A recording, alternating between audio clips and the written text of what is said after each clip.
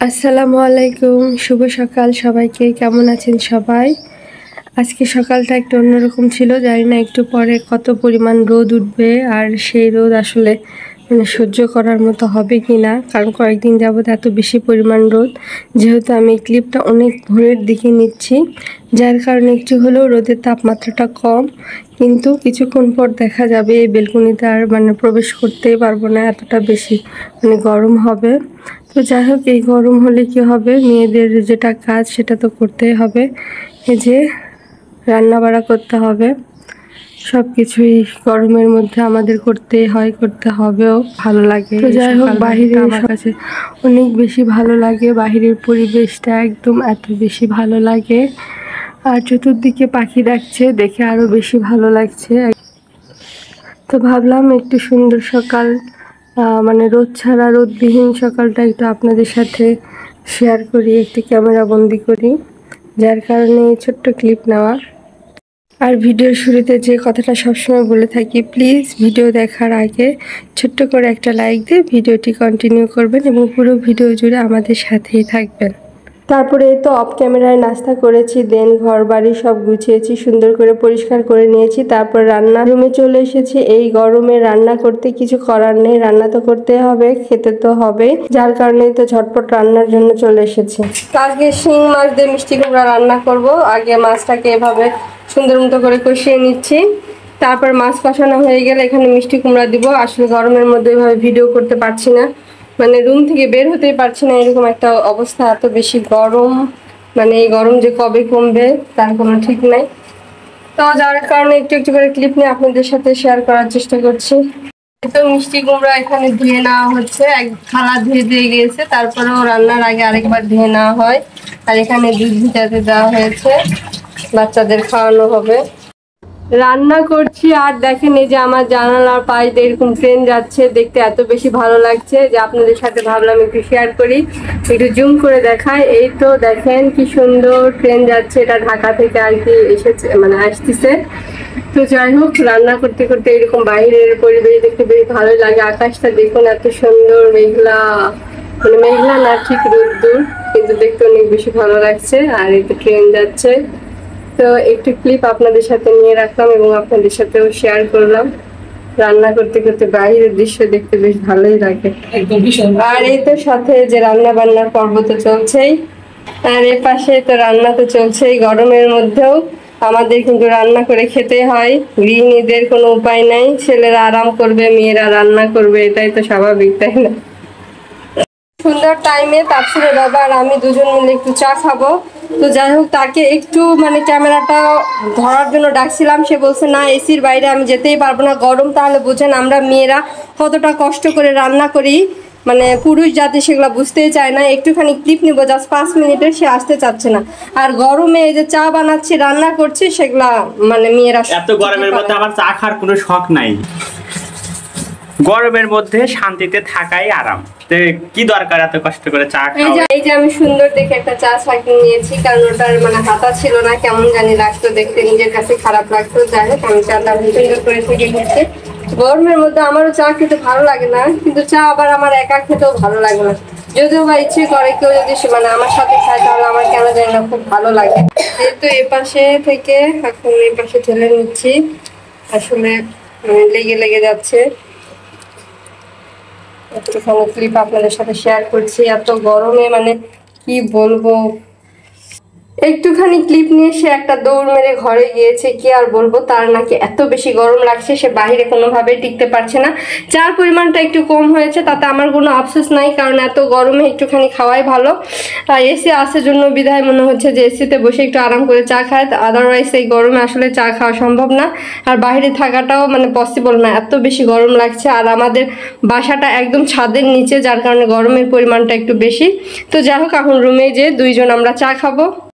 অতিমাত্রায় চা খোর, আমার মনে হয় তারা এই তীব্র গরমে চা অথবা কফি খেতে পছন্দ করে। তো যাই হোক, তাফসিরের বাবা আমার জন্যই খাচ্ছে, আর দুইজনের কাপ আমি সবসময় সমান সমান করি, চার পরিমাণটা যেন কম না হয়। এই তো এখন রুমে নিয়ে যাব, তারপরে দুইজন বসে আরাম করে একটু খাবো।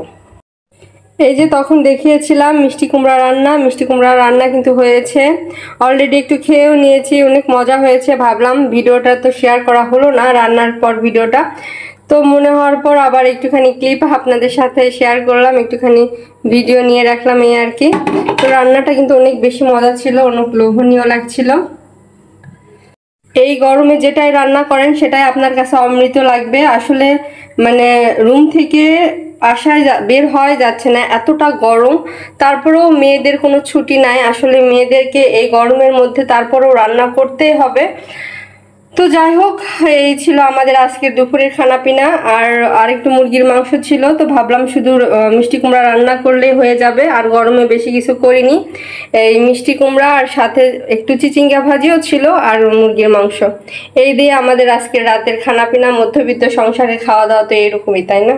এটা হচ্ছে আরেক দিনের ক্লিপ, ছুটির দিনের এই দুইটা ভিডিও আর কি। ওই দিন তো গরমে রান্না করতে পারছিলাম না, এত বেশি কষ্ট হচ্ছিল। তাফসিরের বাবা এই তীব্র গরমে আমাদের কষ্ট বুঝলো এবং গরমে রান্না করতে না পেরে আমাদেরকে রেস্টুরেন্টে খাওয়াতে নিয়ে গেল। আসলে এই তীব্র গরমে রান্না করা যে কতটা কষ্টের সেটা যে আমার হাজবেন্ড বুঝতে পেরেছে, তাতে আমি মহা খুশি। আর সেই উপলক্ষে যে সে আমাদেরকে রেস্টুরেন্টে খাওয়াতে নিয়ে এসেছে সেজন্য আমরা মহা খুশি। আসলে এই গৃহিণীদের অনেক কষ্ট হয়, তাই না? এই গরমে রান্না করতে কার না ভালো লাগে। ওই দিন রান্না করতে আমার অনেক বেশি খারাপ লাগছিল, বারবার রান্না করছিলাম আর রুমে এসে এসে রেস্ট করছিলাম। তাই পরের দিনে তাফসিরের বাবা বলল, চলো আজকে আর কোনো রান্না বান্না করতে হবে না, আমরা রাতে বাইরে খাবো। তাই সবাই মিলে তো রাতে মানে বাইরে খাওয়ার উদ্দেশ্যে বের হলাম এবং অনেক বেশি আমরা এনজয় করেছি এখানে সবাই মিলে। মাঝে মাঝে ছুটির দিনে একটু হাজবেন্ড বা পরিবারের সাথে সময় কাটাতে বেশ ভালো লাগে। আসলে আমাদের সবারই উচিত পরিবারকে সময় দেওয়া,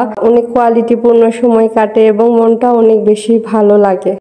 এই তো তাফসির আর তাকিব মিলে দুইজন অনেক বেশি আনন্দ করছে, এখানে অনেক বেশি খেলাধুলা করছে। আর এই তো এইদিকে অনেক মানুষজন সব খাবার অর্ডার করছে, আমাদের খাবার এখনো আসেনি, আমরা বসে আছি। আর তাফসির তাকিব এখানে প্লেগ্রাউন্ড আছে, সেখানে তারা খেলছে। বাচ্চাদের খুব সুন্দর খেলার জায়গা আছে এখানে। এখানে কি করতে এসেছ? খেলা করতে। রেস্টুরেন্টে এসেছো খেলা করতে না খেতে? মুখে মুখে হাত দিও না। এখানে এসেছো খেতে, আর এখানে খেলার পাশাপাশি খাবে নাকি বাবা? খেলবে না। সরি, এটা হচ্ছে মাসালা ফ্রাইড রাইস পালকির, আর এটা হচ্ছে চিকেন মাসালা, আর এটা হচ্ছে পালকি স্পেশাল ফ্রাইড রাইস। তো মাসালাটা দেখে মনে হচ্ছে অনেক বেশি মানে লোভনীয় লাগছে, আর দেখে মনে হচ্ছে অনেক বেশি আমি। তো যাই হোক, খাবার দেখে মানে আর বেশি ভিডিও করতে পারছি না, অনেক বেশি এক্সাইটেড লাগছে, অনেক ক্ষুধা লাগছে, কখন খাবো। এই তো বাচ্চারা খেলছে আর আমরা একটু রিল্যাক্সে খাওয়া দাওয়া করছি। তো তবু খাবার সার্ভ করে দিচ্ছে, আর এইদিকে মানে কি বলবো, তাফসিরের বাবা তো হাউস করে খাওয়া শুরু করে দিয়েছে। আর আমি একটু নেট টেস্ট করলাম, আসলে খাবার এত বেশি আমি লাগছিল, কি আর বলবো, অনেক বেশি লোভনীয় লাগছিল। আমরা বেড়াতে আসবো আর তাফসির এখানে খেলবে না তা তো হয়ই না। ও অলওয়েজ সেই ছোট থেকে শুরু করে পালকিতে যেন বড় হয়েছে, এখানে এসে সে তখন কেবল হাঁটা শিখছে, সেই অবস্থায় খেলা করেছে। মাশাআল্লাহ এখনো খেলছে সুন্দর করে, এটাতে উঠে এভাবে চিলিপ খাচ্ছে, তাকিব তার সাথে খেলছে, দুজন মিলে বেশ একটা ভালো সময় কাটাচ্ছে। আর আসলেই বাচ্চাদেরকে নিয়ে একটু বাইরে আসাটা অনেক বেশি জরুরি।